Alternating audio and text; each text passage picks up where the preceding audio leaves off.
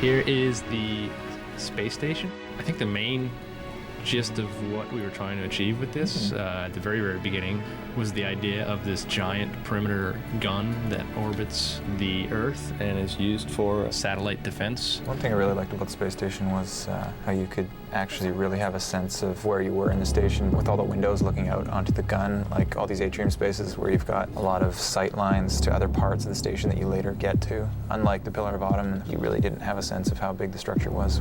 That leads us onto Old Mombasa. We had a lot of destruction present in this to really try to set the mood of the Earth being under attack. It was sort of an inspiration of what would an old ethnic neighborhood look like in the future. So a lot of stuff has been retrofitted with wires, and it was a nice way to transitions into the newer architecture, which you eventually get to after you play through the beach and the tunnels and all that. And you eventually end up over what we call New Mombasa. A lot of the look and feel of the city was based on either concepts that were painted or from actual photographs of the current city of Mombasa that exists in Kenya.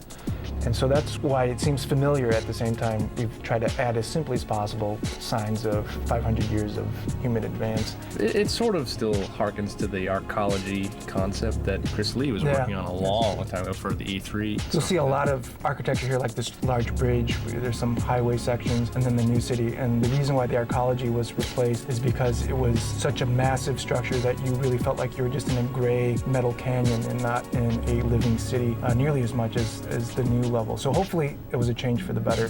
Cast giant. Dave's baby. His big, worked on this big for baby. Too long, too many years. It was satisfying to play through it. I played through it today, and I think successfully. The production half of it feels like, okay, this is where they're moving these odd canisters full of gas that they're farming. I think there's a good transition from that to the research area where this predates the Halos. Their idea for this is where they first sort of came into contact with the flood and had this horrible potential war in front of them or infestation.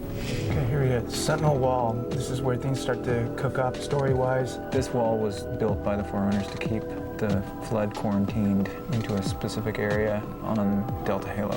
Even the exterior of the quarantine zone is supposed to reflect the barrenness and the lack of life that the Sentinels have been trying to instill in the area by starving it of light and energy and heat and all sorts of good things, and so that's why it's so cold. And we're now at High Charity. We definitely took a departure from the Covenant stuff that we did in Halo. We're able to squeeze the most out of the Xbox and actually do all the fancy curves and shiny surfaces that we had drawn out. We chose a different palette for colors.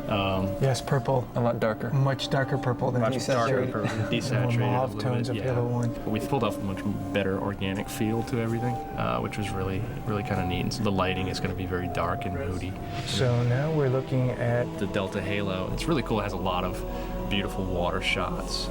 I think some of the really good overgrowth throughout all of it. So we definitely put a lot more attention onto making Forerunner structures look like they've actually aged. First game, they were pretty spick and span. It's somewhat reminiscent of the first control room in terms of its sort of the ziggurat structure that Chris Barrett did in Halo 1. Wanted to relate to that in the spherical room shape, or the control room shape, but unearthed it a lot more. I think this is really where we hit our stride because the sheer scope and scale of all these levels. Yeah, they're huge. They're huge.